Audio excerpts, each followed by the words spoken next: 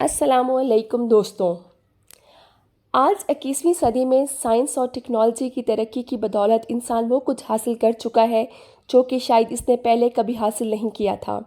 Medical science, robotic technology, artificial intelligence और इंसानी ज़िंदगी की हर सहूलत इस वक्त अपने अरूज पर है और इसी साइंस और टेक्नोलॉजी के बलबूते पर इंसान अक्सर अपनी औकात को भुला बैठता है और वो अल्लाह की कुदरत और उसकी फितरत को बदलने की कोशिश करता है और ये भूल जाता है कि इस दुनिया और कायनात और ख़ुद उसके जिस्म के मालिक एक साथ मौजूद है जिसकी मर्ज़ी और हुक्म के बगैर कुछ भी मुमकिन नहीं। और वो हर ज़माने में चाहे तो दुनिया के ताकतवर और साहिब इख्तियार इंसान को भी नमरूद और फ़िरौन की तरह बाकी दुनिया के लिए इबरत बना दे। आज की इस वीडियो में हम मौजूदा दौर के ऐसे मशहूर लोगों का जिक्र करेंगे जिन्होंने अल्लाह और उसके निज़ाम कुदरत को चैलेंज किया और बाकी दुनिया के लिए इबरत का निशान बने। मशहूर अमेरिकी सिंगर को दुनिया के अंदर कम उम्र में ही म्यूज़िक की दुनिया में इतनी कामयाबी और शोहरत मिली कि वो इसके सर पर सवार हो गई। उसे लगा था कि ये जो लोग उसे बेतहाशा चाहते हैं हमेशा उसको ऐसे ही चाहते रहेंगे और उसने अल्लाह को चैलेंज करते हुए कहा था कि ठीक 1 साल बाद लोग मेरी खुदा की तरह पूजा करेंगे। यानी ये खुद को खुदा का दर्जा दे रहा था कि मैं आने वाले वक्त में इतना मशहूर हो जाऊंगा कि लोग मुझे सजदा करने लगेंगे। पर ठीक 1 साल के बाद अमरीकी रियासत फ्लोरिडा के अंदर कुछ लोगों ने इसकी गर्दन पर मुसलसल फायर करके इसका कत्ल कर दिया।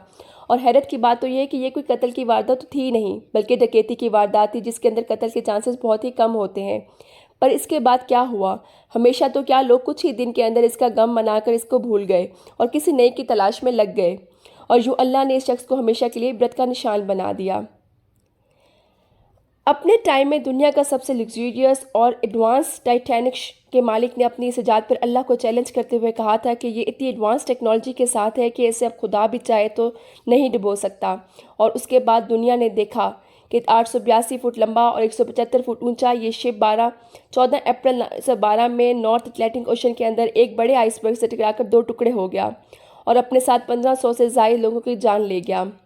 दुनिया में आज तक बड़े बड़े बहरी जहाज़ पानी के अंदर डूबकर तबाह हो चुके हैं, लेकिन टाइटैनिक को आज तक इबरत के तौर पर इसके नाम से पहचानती है कि इंसान दुनिया के अंदर इस कश्ती का मालिक तो बन सकता है और ना ही समंदर का मालिक है ना खुद अपनी जान का। 1985 के अंदर ब्राज़ील के मशहूर लीडर टैनक्रीडो नेवेस ने अपनी तकरीर के अंदर अल्लाह को चैलेंज करते हुए कहा था कि अगर मैं इलेक्शन जीत गया तो फिर खुदा भी मुझे प्रेसिडेंट बनने से नहीं रोक सकता।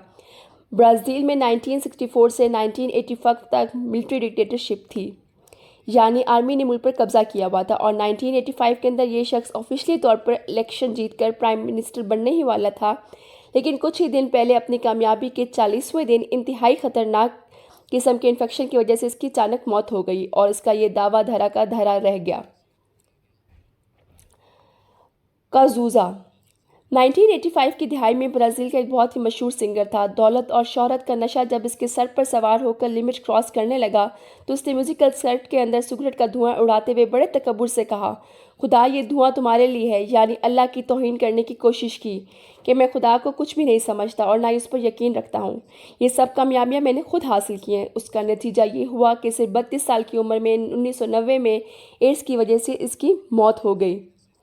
आज के जदीद दौर के मशहूर साइंसदान स्टीफन विलियम हॉकिंग को भला कौन नहीं जानता। ये वाज़िह तौर पर खुदा के वजूद का इनकारी था, क्योंकि स्टीफन कहा करता था कि मैं नहीं मानता कि कोई क्रिएटर मौजूद है, बल्कि इस कायनात को फिज़िक्स के असूलों के मुताबिक हम एक्सप्लेन कर सकते हैं, जिसकी वजह से हम इंसान भी ज़मीन पर बसे हुए हैं।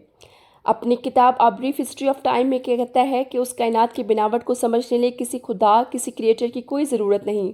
पर 1963 में सिर्फ 21 साल की उम्र में वो एक नाकाबिले इलाज न्यूरोलॉजिकल बीमारी के अंदर मुब्तला हुआ और 2018 में इसी बीमारी की वजह से 76 साल की उम्र में उसकी मौत हो गई।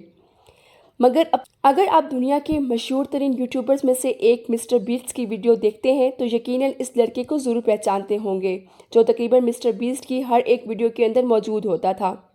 इसका नाम है क्रिस टाइसन, जो जिम्मी उर्फ मिस्टर बीस्ट का सबसे बेस्ट फ्रेंड था, पर इस्लाम के खिलाफ नफरत और बुख से भरा हुआ था, जिसका इज़हार इसने अपनी ट्विटर पोस्ट के अंदर खुलेआम किया।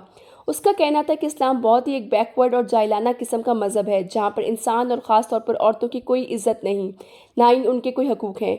ये गारों और सहराओं में रहने वाले लोगों के लिए है, ना कि आज के दौर के लिए।